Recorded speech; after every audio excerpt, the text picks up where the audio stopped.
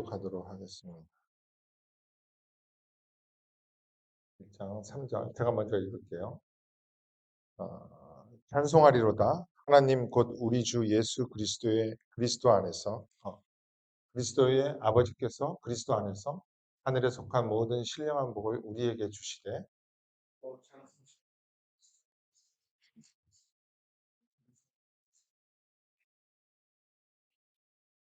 그 기쁘신 뜻대로 우리를 예정하사 예수 그리스도로 말미암아 자기의 아들들이 되게 하셨으니 이는 그의 사랑하시는 자 안에서 우리에게 거저 주시는 바 그의 은혜의 영광을 참으야 하며 예, 우리는 계속 이 에베소서 1장 3절에서 6절 말씀을 살펴보고 있습니다. 오늘은 선택하신가 예정이라는 말씀을 어, 전달하도록 하겠습니다.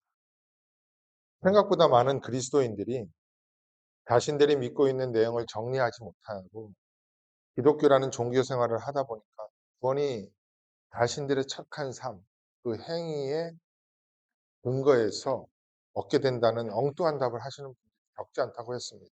그리고 예수 믿었기 때문에 구원을 받았다고 하는 올바른 답을 하는 분들도 그 내용에 대한 지식이 일천하기 때문에 구속의 그 과정 가운데 나타나는 하나님의 은혜와 풍성함이 그 평강의 풍성함이 없이 그저 세상적 기준으로 은혜와 평강을 평가하는 경우가 대부분이라고 했습니다. 그렇게 성경이 말하는 교지의 무리와 함께 그리스도인의 참된 생활을 거의 외면하다 보니 하나님을 향하여 살아있지 못한 굳어있는 종교가 된 것입니다. 그래서 지난주 우리는 구원의 서정을 간단하게 정리하면서 성도의 구속에 나타나는 하나님의 사랑과 은혜와 평강을 알아보고 누리자고 했던 것이죠. 잠깐 복습을 한다면 제일 먼저 부르심이 있었습니다. 콜링이었어요. 하나님께서 당신의 백성을 복음으로 말씀으로 부르십니다. 그러나 이 부르심이 효과적 부르심이 되기 위해서는 죄로 그리고 허물로 죽어있던 자를 살리셔야만 했습니다. 그래서 중생이 있게 되는 거예요. 리제너레이션. 중생은 거듭나는 것입니다. 위로부터 나는 것, 생명과 물로 나는 것이라고 말씀드렸죠. 이와 같이 거듭난 자는 반드시 회심이 있게 됩니다. 온 마음을 다해 세상으로 향했던 그 마음이 이제는 하나님을 향해서 돌아오는 그 마음, 돌아올 마음심, 회심이 있게 됩니다. 그리고 그 회심은 반드시 회개를 동반한다고 했죠. 이렇게 회심과 회개를 함으로 성도는 본격적으로 신앙생활에 들어가게 됩니다. 믿음 생활에 들어가는 것이죠. 그렇기 때문에 어떤 한 사람의 관심사나 대화하는 내용, 그리고 삶의 방향 등등을 보면 그가 회심을 했는지 안 했는지를 유추할 수 있는 것입니다. 이 과정까지 확실하다면 하나님께서 그들을 의롭다 칭하십니다. 칭의라고 하죠. justification. 그리스도 안에서는 이제 죄 없음, 그리고 의로움, 법적 선포를 하시고 하나님 나라의 양자로서 호적에 올리는 거예요. 그러면 우리는 하나님 아버지의 아들로서 마다르리신 예수 그리스도 안에 있는 그 풍성함을 그대로 상속받는 상속자가 되는 것입니다. 우리는 하나님 아버지의 맏아들이신 그 예수 그리스도의 영광과 지위와 특권, 신분을 동일하게 확보하는 것입니다. 그렇게 하나님의 아들이 된 자를 거룩하고 흠이 없는 자로 만들어내기 위해서 이 땅에서 성화의 과정을 겪게 하십니다. 비록 연약하고 넘어지고 죄 가운데 쓰러질지라도 하나님은 그를 반드시 붙드셔서 완성된 그 과정으로 견인하십니다. 견인한다는 거예요. 그렇게 일평생 주의 은혜 가운데 거하다가 이제 영화의 단계에 들어가게 되는데 그렇게 되면 우리는 영생을 하는 거죠. 신적 생명력을 가지고 하나님과 영원을 같이 하는 것입니다. 이게 구원의 서정입니다. 이거 꼭 정리하셔야 돼요. 나중에 다들 누님 되시고 권사님 되실 때 시험에 꼭 나오게 됩니다. 이 노예 시험에 나오고. 네. 그런데 지금까지 말씀드린 성도의 모든 구원의 사정은 사실상 이 본문 말씀에도 나오는 3절 5절에 나오잖아요. 창세전에 예수 그리스도 안에서 택하심과 선택하심으로 시작한 것이라고 할 수 있는 거예요. 만물이 조성되기 전, 지구가 만들어지기 전 혼돈과 공허와 흑암과 깊음 가운데 그리스도 예수 안에서 이곳에 계시는 여러분 한 분 한 분이요. 하나님께서 선택하시고 하나님의 백성으로 예정하셨다는 것입니다. 여러분들도 다 그러라고 믿기 때문에 저는 오늘 설교를 통해서 하나님의 선택, 예정을 믿으라고 설득하기보다는 만약 이 예정을 받아들이지 않는 자들을 만나게 된다면 어떻게 그들과 대화를 하고 또 분별하며 변증할 수 있도록 말씀을 전달하도록 하겠습니다. 여러분 예정이라는 그 말을 어떻게 생각하세요? 예정이라는 사전적 의미는 앞으로 일어나야 할 일, 그리고 해야 할 일을 미리 정하는 것을 예정이라고 합니다. 이게 사전적 의미예요. 이에 해당하는 영어 단어는 predestination인데 여기에 운명, 숙명이라는 단어로 그냥 사용합니다. 그렇기 때문에 하나님의 예정을 운명론, 숙명론과 헷갈리는 분들이 의외로 많습니다. 마치 우리의 인생이 하나님이 딱 짜놓은 어떤 장기판이나 바둑판에 그 돌처럼 생각하는 거예요. 하나님의 손에 모든 것이 로봇처럼 움직인다고 생각한다는 것입니다. 그러나 그렇지 않습니다. 인간은 제일 중요한 것이 무엇이냐면 하나님의 형상대로 지음을 받았다는 거예요. 그것은 하나님의 속성을 공유한 인격적인 존재로서 얼마든지 인격적인 판단을 스스로 하면서 살아갈 수 있다는 거죠. 심지어 그렇기 때문에 하나님의 존재를 거부하기까지도 하는 것입니다. 그래서 하나님의 예정은 숙명론, 운명론과는 다른 거예요. 하나님의 예정이라는 용어를 하나님의 존재적인 속성 차원에서 한번 생각을 해보세요. 이 예정이라는 말이 하나님께 해당되는 용어입니다. 이 예정이라는 것이 하나님께 해당됩니까? 예정이라는 말 안에는요, 시간의 존재와 흐름을 전제로 하는 단어 아니에요? 그러니까 예정은 시간의 존재와 흐름 가운데 살아가는 인간을 비롯한 모든 피조물에게만 해당되는 단어라는 거예요. 그러나 시간의 제한을 받지 않는 하나님에게 예정이라는 말 자체가 해당되지도 않고 아무런 의미가 없을 것입니다. 제가 그 대학교 때 진짜 고민 많이 했던 거거든요. 그리고 이게 제가 생각했던 거예요. 이렇게 한계를 가지고 있는 인간의 시간적 개념으로 하나님을 말할 때 존 칼빈이 이런 말을 했어요. 그 이후에 이제 신학교 가서 알게 된 거죠. 기독교 강요를 보면서. 하나님께는 아무것도 미래나 과거가 아니라 모든 것이 현재로 나타난다. 즉 영원하다는 거예요. 영원히 현재라는 것입니다. 요게 예정 안에 들어있는 말인데 그래서 하나님께는 해당되는 말이 아닙니다. 그러니까 편지를 조성하실 때나 지금 오늘이나 그리고 앞으로 재림하실 때 모두 하나님에게는 동일하게 현재입니다. 이런 의미겠죠. 하나님의 시간은 인류 전 역사가 동시간대예요. 동시대입니다.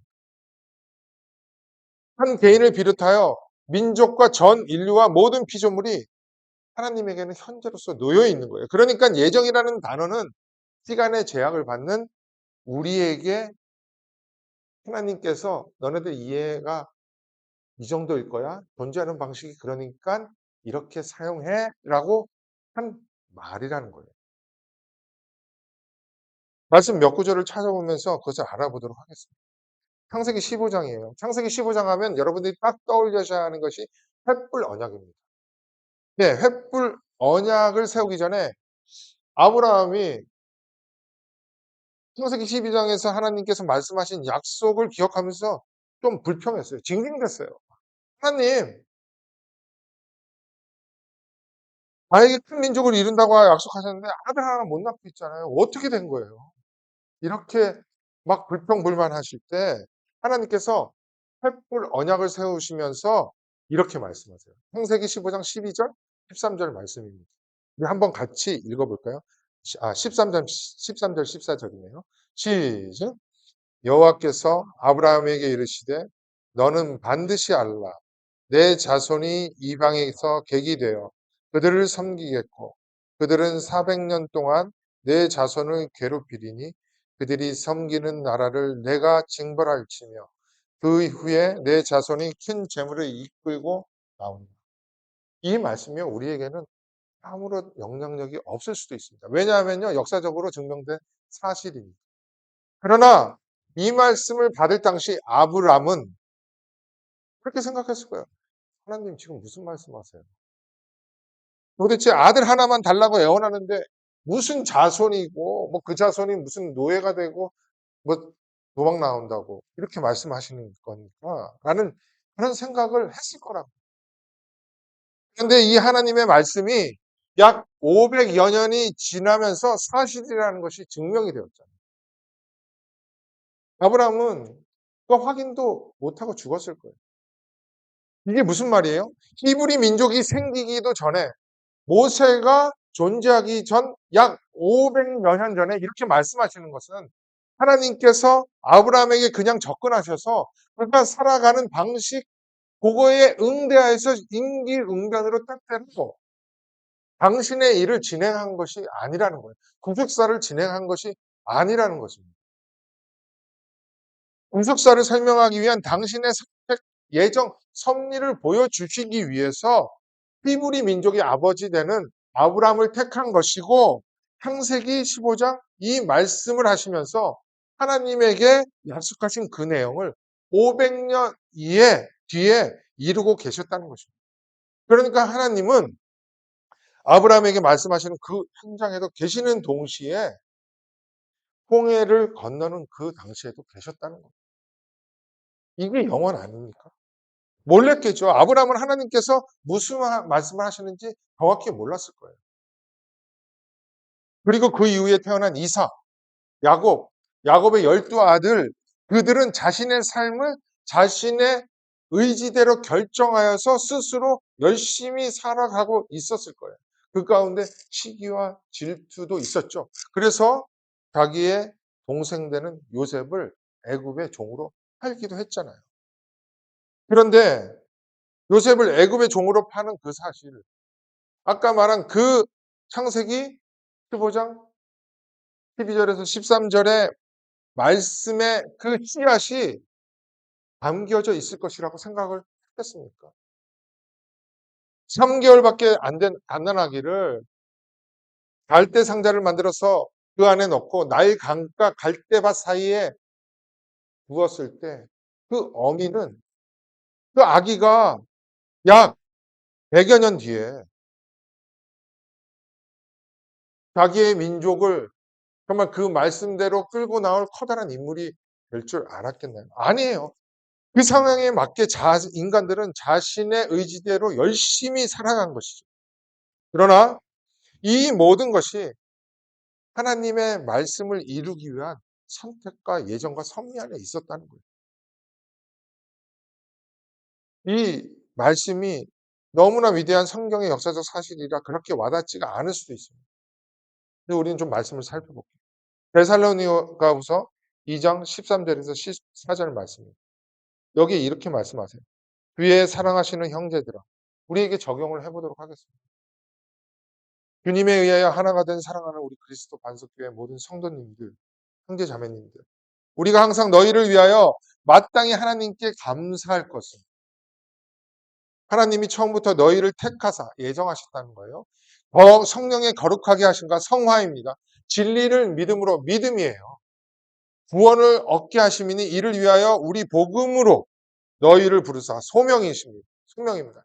약간 구원의 사정이 섞여 있지만 논리적 순서로 진행된다는 거예요.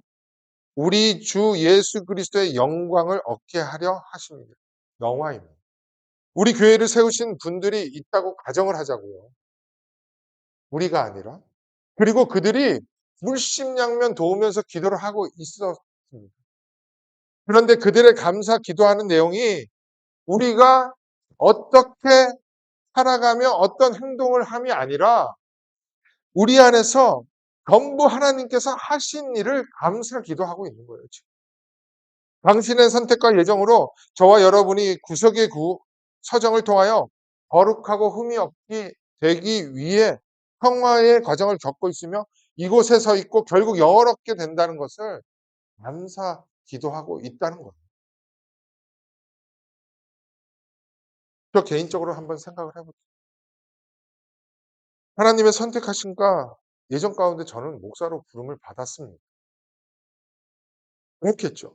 그리고 꿈에도 생각지 못했던 이 필라델피아 미국에 와서 목회자로 살아가는 것도 하나님의 섭리 가운데 있었다는 거예요. 나름대로 열심히 노력하여 세상에서 정말 멋지게 살려고 했지만 전부 저의 계획을 다 땅에 떨어뜨리셨어요.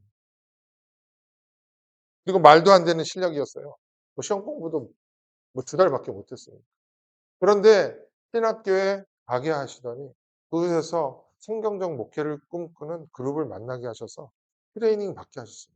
말씀을 붙들려 가지고 목회를 해야 된다. 그러다가 이 필라델피아에 와 가지고 목회자로서 살다가 지금은 그리스도 반석교회를 섬기는 삶을 살아가고 있습니다. 저의 계획이 하나도 이루어진 게 없어요. 그런데 제가 오늘 여기 서 있는 것은 하나님의 계획과 인도하심과 섭리하심과 예정 가운데 있다는 것을 믿는 것입니다. 아마 여러분들도 마찬가지일 거예요. 나보다 나를 더 잘 알고 계시고 더 사랑하시는 하나님의 사랑하심과 기뻐하심으로 오늘도 하나님의 선택하심과 예정과 섭리 가운데서 여러분을 빚어가고 있다고 저는 확신합니다. 여러분도 그러실 거예요. 결국 하나님의 백성으로서의 거룩하고 흠이 없는 모습을 향하여 오늘 우리는 이 자리에 있는 것입니다. 이것이 온전히 이해되시나요? 아니 믿어지시나요? 그렇다면 때로 나의 현재 삶이 이해가 안 되고 진짜 마음에 안 들을지라도 하나님께서는 당신의 지혜와 말로 다할 수 없는 존재 방식으로 저와 여러분을 붙들고 계셔서 그리고 끌고 가시고 오늘 서 있는 것을 경외하기를 원하신다는 거예요. 하나님께서는 우리가 당신의 경외함으로 찬양하며 예배하고 영광 돌리기를 원하신다. 그렇다면 이와 같이 우리를 선택하시고 구원의 은혜 가운데 있게 하시는 이유를 다시 한번 정리하며 생각해 보도록 하겠습니다. 우리를 당신의 예정 가운데 있게 하시며 선택하신 첫 번째 이유가요. 하나님이 거저 주시는 사랑이라고 합니다. 그게 이유입니다. 다른 것이 없어요. 신명기 4장 37절에 이렇게 말씀하세요. 여호와께서 내 조상들을 사랑하신 고로 그 후손인 너를 택하시고 큰 권능으로 친히 부르셔서 인도하여 애굽에서 나오게 하시고 구속하신 것입니다. 우리가 종종 살펴본 신명기 7장 7, 8절에서도 이렇게 말씀하십니다. 한번 같이 읽어볼까요? 시작. 여호와께서 너희가 다른 민족보다 수요가 많기 때문이 아니니라. 너희는 오히려 모든 민족 중에 가장 적으니라. 여호와께서 다만 너희를 여기까지요. 네, 여기까지만 읽겠습니다. 사랑했다는 거예요. 그것뿐이라는 거예요. 당신의 사랑으로 우리를 택하시고 예정하셨습니다. 두 번째, 사랑하셨을 뿐만 아니라 사랑의 약속, 언약까지 하셨고 당신의 신실하심으로 언약을 기억하고 이루어 가실 것이라는 약속 때문입니다. 그 언약 때문에 그런다. 신명기 7장 8절을 한번 다시 볼게요. 여호와께서 다만 너희를 사랑하심으로 말미암아 여기까지 읽었죠. 그리고 또는 너희의 조상들에게 하신 맹세를 지키려 하심으로 말미암아. 그러니까 횃불 언약 가운데 언약을 하시고 그것을 기억하신 거예요. 그 기억하심이 사랑 안에 포함되어 있다는 거예요. 또는이라는 말이에요. 자기의 권능의 손으로 너희를 인도하여 내시되 너희를 그 종되었던 집에서 애굽 왕 바로의 손에서 속량 구속하였다. 이렇게 말씀하고 있는 겁니다. 시편 105편 42절에는 이렇게 기록하고 있어요. 이는 그의 거룩한 말씀과 그의 종 아브라함을 기억하셨습니다. 시편 기자인 다윗도 똑같이 말씀하고 있는 거예요. 세 번째, 하나님의 기뻐하시는 뜻을 따라 우리를 예정하셨다고 합니다. 오늘 본문 에베소서 1장 5절에 나오죠. 그 기쁘신 뜻대로 우리를 예정하셨다. 또한 사무엘상 12절 22절을 보겠습니다. 같이 읽을게요. 시작. 여호와께서는 너희를 자기의 백성으로 삼으신 것을 기뻐하셨으므로 여호와께서는 그의 크신 이름을 위해서라도 자기 백성을 버리지 아니하실 것이요. 그게 견인과 영화까지 포함되어 있는 거예요. 우리를 선택하시고 예정하신 조건은 당신의 기쁘신 뜻을 따라 한 것이고 이것이 변치 않을 수 있는 이유는 당신의 크신 이름 때문이라는 거예요. 그러니까 예정과 선택의 조건은 전부 하나님의 기뻐하시는 뜻, 당신의 사랑으로 인한 언약 때문이라는 것입니다. 우리에게 구원을 받을 만한 어떠한 조건이나 이유가 없다는 거예요. 그래서 우리 믿는 자들은 이것을 은혜라고 하지만 믿지 않는 자들은 unfair하다고 합니다. 그렇겠죠. 그들은 하나님이 어떠한 분이신지 또 존재하는 방식이 어떤지 모르니까 그렇게 말할 수밖에 없습니다. 그러나 예수를 믿는 상당수의 무리도 똑같은 불평을 합니다. 그리고 예정 조리를 받아들이지 않습니다. 하나님의 무조건적인 선택이 아니라고 하는 거예요. 그들이 누구냐면 알미니언들이에요. 그들은 하나님의 선택이 있다고는 합니다. 있다고는 해요. 없다고 하지 않아요. 그러나 조건이 있어요. 그게 뭐냐면 나중에 정성기라는 사람이 어떻게 믿게 될지를 알기 때문에 선택했다는 거예요. 그것을 예지 예정이라고 말합니다. 예지 예정이라는 단어도 좀 알아두시면 좋겠어요. 미리 알고 선택하셨다. 그렇다면 인간의 구원은 인간 편에 달려 있는 거 아니에요? 인간이 믿어져야 하나님께서 그때서야 비로소 선택한다는 얘기잖아요. 이게 말이 됩니까? 인간이 예수를 믿어주면 하나님이 그것을 보시고 미리 보시고 선택하고 인간이 예수를 믿어주지 않으면 안 선택하는 거예요. 이거는 교육이 전도되었죠. 한참되었죠. 이건 말이 안 되는 것입니다. 허물과 죄로 죽어 있는 자는 한 빛에 대해서 인식할 수 없을 정도로 죽어 있는 거예요. 그런데 허물과 죄로 죽었던 인간이 빛을 스스로 인식할 수 있다고요? 말씀으로 안 그렇잖아요. 그런데 그들은 있다고 합니다. 왜 그러냐면 모든 인간들에게는 선택적 은총이 주어져 있고 여전히 남아있기 때문이라고 하는 거예요. 그래서 그들은 당연히 전적인 부패를 하지 않았다고 주장을 합니다. 그렇기 때문에 모든 인간은 진리를 인식하고 예수를 인식할 수 있는 충분한 상태가 된다고 보는 거예요. 그러다 보니까 보편 구원론, 만인 구원설이 그들의 교리가 되는 거예요. 이게 맞물리고 맞물리면서 성경의 해석에 무리를 가하고 있어요. 여러분들 이거 잘 정리해 두셔야 돼요.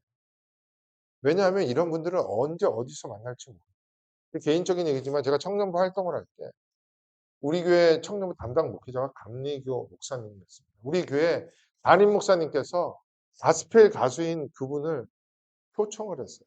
청빙을 했어요. 그리고 우리 청년부와 찬양 인도를 맡기셨는데 이 청년부 예배 때마다는 아니죠. 자주 이것을 주장했습니다. 저는 아니라는 것을 알았습니다. 그러나 성경을 근거로 주장을 못하는 거예요. 담당 목회자이기도 했지만 제가 그 정도까지는 안 되었어요. 억울했습니다. 그러나 우리는요, 적어도 분별할 정도는 돼야 돼요. 좋은 게 좋은 것이 아닙니다. 알미니안 웨슬리안들이 예지 예정을 주장하는 근거 구절도 있어요. 보세요. 베드로전서 1장 2절입니다. 곧 하나님 아버지의 미리 아심을 따라 요 단어에 부착을 합니다. 성령이 거룩하게 하심으로 순종함과 예수 그리스도의 피 뿌림을 얻기 위하여 택하심을 받은 자들이에요. 그러니까 미리 알고 택했다는 거예요. 지난주 설교 마지막에 살펴보았던 로마서 8장 29절에도 그대로 써 있습니다. 한번 볼게요. 하나님이 미리 아신 자들을 또한 그 아들의 형상을 본받게 하기 위하여 미리 정하셨습니다. 요 단어에 포커스를 두고 있습니다. 이로 이는 그로 많은 형제 중에서 맏아들이 되게 하려 하심이니라. 영어로도요. foreknow, foreknowledge. 그러니까 미리 알았다는 거예요. 헬라어 언어도 프로기노스코인데 프로는 미리, 기노스코 알다라는 뜻이에요. 그런데 이 단어만 보면 안 되고요. 이 프로기노스코의 의미상 목적격을 봐야 돼요. 이게 조금 문법이 이거 원어이기 때문에 잊으셔도 돼요. 그러나 그 내용 기억하세요. 이 목적격이 그 앞에 있는 관계대명사 who스라는 단어인데요. 요 단어는요. 미리 아신 자들에 대한 어떤 구체적인 행위나 삶에 대해서 정보를 제공하지 않습니다. 그냥 어떤 사람 자체만을 나타내는 거예요. 그런 게 뭐 그냥 받아들이시면 돼요. 그러니까 이 문장의 의미는 하나님께서 특정한 사람들이 무슨 일을 할지 미리 아셨다고 말하지 않고 단지 하나님이 그들을 구원의 은혜를 베푸실 사람으로 미리 알았다는 거예요. 예정하셨다, 선택하셨다라는 의미입니다. 그 사람들이 믿을 것을 미리 아셔서 그들만 예정했다는 의미가 아니라 하나님 당신의 백성만을 미리 선택하고 그들만 알기로 했다는 의미랑 똑같은 거예요. 그게 아모스 3장 2절의 말씀과 똑같습니다. 내가 땅의 모든 족속 가운데 너희만을 알았나니 그러므로 내가 너희 모든 죄악을 너희에게 보응하리라. 하나님이 당신의 백성만 알았겠어요? 아니죠. 전지전능하시니까 전부 다 알았을 거예요. 그러나 하나님이 선택한 당신의 백성만을 알기로 작정하셨다는 의미인 것이죠. 이와 같이 알미니언 주의자들과 개혁주의자들은요. 차이가 너무나 많은 해석을 하게 됩니다. 알미니언들은 인간의 자유의지와 능력을 강조하다 보니 하나님의 주권적인 영역까지 침범을 하여 조건적인 선택을 하는 거예요. 다시 말씀드리지만 보편 속죄와 만인 구원서를 주장합니다. 이 보편 속죄라는 것이 뭐냐면요. 간단하게 말씀드릴게요. 그리스도의 구속 사역이 모든 사람들로 하여금 구원받는 것을 가능하게 하지만 이렇게 조건을 붙여요. 실제로는 모든 사람의 구원을 한 것이 아니었다는 주장이에요. 딱 보니까 그렇잖아요. 모든 사람을 위하여 죽으셨지만 오직 그를 믿는 자들만 구원을 받았다는 것입니다. 이게 왜 안 되냐면요. 여전히 인간의 의지와 반응이 구원의 결정적인 요소이기 때문에 안 된다는 거예요. 그렇다면 그렇게 생각할 수 있어요. 예수님이 십자가에 돌아가신 후 인간이 믿어주기를 바랬다는 거잖아요. 만약 한 명도 믿어주지 않으면 예수님의 죽음이 헛된 죽음입니다. 말도 안 되는 것이죠. 이들이 주장하는 근거 구절이 있어요. 우리가 너무나 잘 아는 요한복음 3장 16절 말씀이에요. 하나님이 세상을 이 세상이에요. 이 세상. 이처럼 사랑하사 독생자를 주셨으니 이는 저를 믿는 자마다 멸망치 않고 구원을 받는다고 했잖아요. 여기에 나오는 이 세상이 모든 세상이라. 그래서 모든 세상에 존재하는 모든 사람들이 믿기만 하면은 다 구원을 받는다는 것입니다. 그래서 인간의 결정이 중요하다는 거예요. 그리고 한국 알미니언주의자들은 한술 더 떨어서 로마서 10장 13절을 근거 구절 추가합니다. 누구든지 주의 이름을 믿는 자는 부르는 자는 구원을 얻으리라. 누구든지 주의 이름을 부르는 것이 인간의 의지와 결정이에요. 그게 구원을 얻게 한다는 거예요. 진짜 그럴까요? 이미 ESV 버전을 보시면 나오잖아요. For everyone who calls on the name of the Lord will be saved. 비격을 하면은 주의 이름을 부르는 모든 자들입니다. 그들만 구원을 받게 돼 있다는 거예요. 저는 대한성서공회 이게 좀 수정을 해야 된다고 생각을 해요. 근데 워낙 오랫동안 이 용어가 많이 쓰여서 바꾸지 않는 것 같아요. 다시 말씀드리지만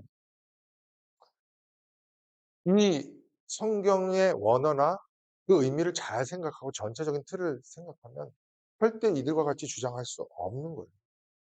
여러분들도 잘 정리해 놓으시면은 논쟁도 할 수 있고 분별도 할 수 있는 거예요. 요한복음 3장 16절 살펴보았던 것 같이 주장하면은요. 여러분들은 요한복음 17 장을 펴자고 하세요. 이 말씀에 이렇게 되어 있습니다. 6절 보세요. 6 절. 한번 같이 읽어 볼까요? 요한복음 17장 6 절입니다. 시작. 세상 중에서 내게 주신 사람들에게 내가 아버지의 이름을 나타내었나이다. 그들은 아버지의 것이었는데 내게 주셨으며 그들은 아버지의 말씀을 지키었나이다. 보세요. 하나님께서 예수님에게 주신 사람이 세상 전체예요. 아니에요. 그들 가운데 어떤 제한된 사람들이 있다고 주장을 하잖아요. 전체 세상이 아닙니다. 조금 더 읽다 보면요. 9절에서는 이렇게 말씀을 하세요. 내가 그들을 위하여 비옵나니 내가 비옵는 것은 세상을 위함이 아니요 내게 주신 자들을 위함이니이다. 그들은 아버지의 것이소이다. 너무나 명확해서 더 이상 설명할 필요도 없습니다. 그러니까 요한복음 3장 16절에 나오는 그 세상은요.